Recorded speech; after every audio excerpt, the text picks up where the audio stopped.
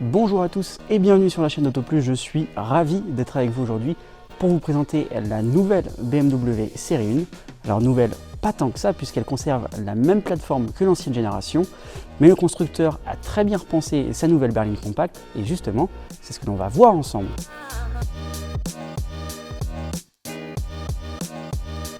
Si en introduction je vous disais que cette nouvelle série 1 reprenait la plateforme de sa devancière, BMW a tout de même renforcé la rigidité de sa structure et sa liaison avec le châssis. Le constructeur a développé une nouvelle technologie d'amortisseur qui va avec pour augmenter l'agilité, la précision de la direction et la dynamique en virage. De belles promesses sur le papier que l'on aura hâte de confirmer une fois au volant. Sinon, comme il s'agit de la même base technique, niveau dimension, la série 1 a très peu changé. La longueur extérieure a augmenté de seulement 4,2 cm pour atteindre 4,36 m de long. En largeur, le véhicule mesure 1,80 m. Mais là où l'on peut vraiment parler de nouvelle BMW série 1, c'est au niveau du design et notamment sur cette face avant. Et si pour le coup, chez BMW, on avait tendance à faire toujours plus gros, et bien sur cette série 1, on a tendance plutôt à s'affiner, l'effet inverse, avec une calandre notamment qui est plus étirée sur les côtés, avec un nouveau design vertical et en diagonale qu'on avait déjà pu voir sur le BMW X3. Je vous mets la vidéo en suggestion. Les feux aussi ont été affinés désormais en forme d'amande et le pare-choc avant a été simplifié. Les lignes du capot sont plus plongeantes. Je trouve qu'elle a quand même un petit côté moins agressif qu'auparavant, mais plus léger et plus aérodynamique cette face avant.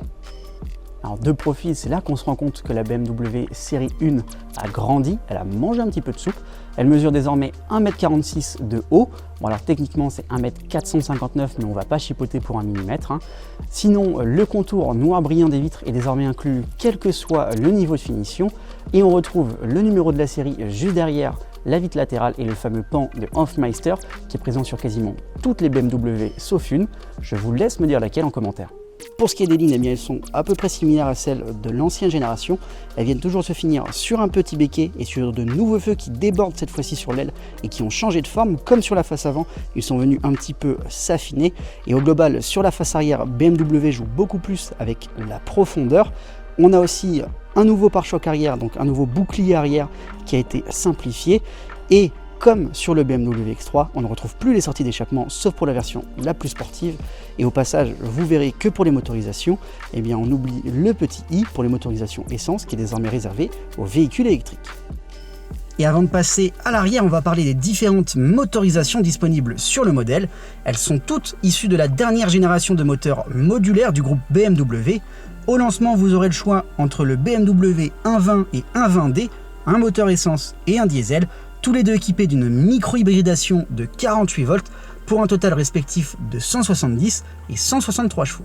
Le dernier moteur disponible, c'est le BMW M135 X-Drive purement essence de 300 chevaux, la version la plus sportive donc, qui est disponible sur la version donc M Performance, qui change aussi 2-3 détails stylistiques, avec forcément les badges M présents sur la calandre et sur les ailes, des jantes exclusives, des suspensions et une direction sport, et surtout donc les sorties d'échappement visibles sur le bouclier arrière, là où on l'a déjà vu, sur les versions les moins puissantes, il n'y en a plus. À l'intérieur, la série 1 fait sa petite révolution et se met au goût du jour, notamment avec cette nouvelle dalle numérique composée d'un compteur de 10,25 pouces et d'un écran tactile de 10,7 pouces.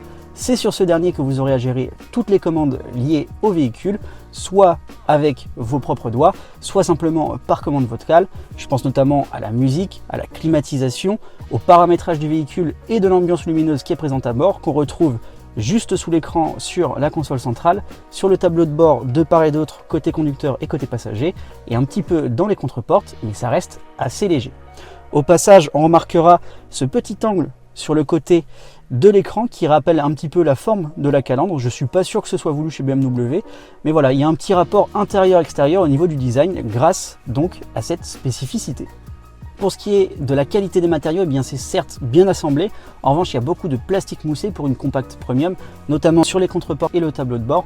On a quand même quelques brodures aux couleurs de BMW qui sont plutôt jolies. On profite ici grâce à un pack M de sièges en simili-cuir, il n'y a plus de cuir animal du côté de BMW. Et on a aussi le volant en simili-cuir avec ses petites palettes pour diriger la boîte. Et en parlant de la boîte de vitesse justement, eh bien la commande ne se fait plus via un pommeau, mais via un petit sélecteur qui vient donc épurer la console centrale.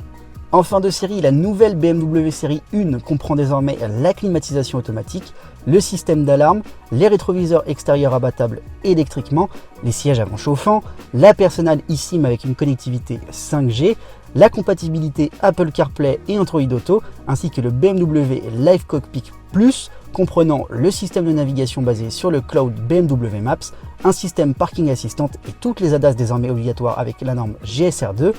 Ça fait beaucoup, mais il n'y a rien de spectaculaire finalement pour une compacte premium, et c'est toujours bon à prendre.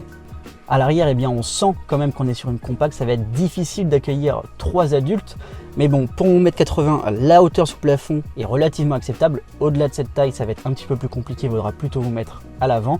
Au niveau des jambes, on a suffisamment de place, sauf la personne du milieu qui va forcément être gênée par le tunnel.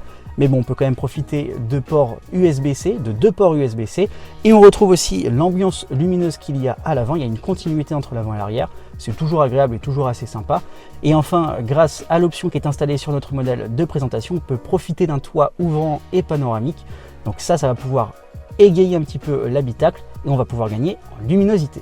Au niveau du coffre, à cause de la micro-hybridation, eh bien, la série 1 va perdre 80 litres d'espace de rangement. On va donc passer à 300 litres d'espace de rangement au total, sauf pour la version la plus sportive, la 1.35, qui elle va garder ses 380 litres d'espace de rangement.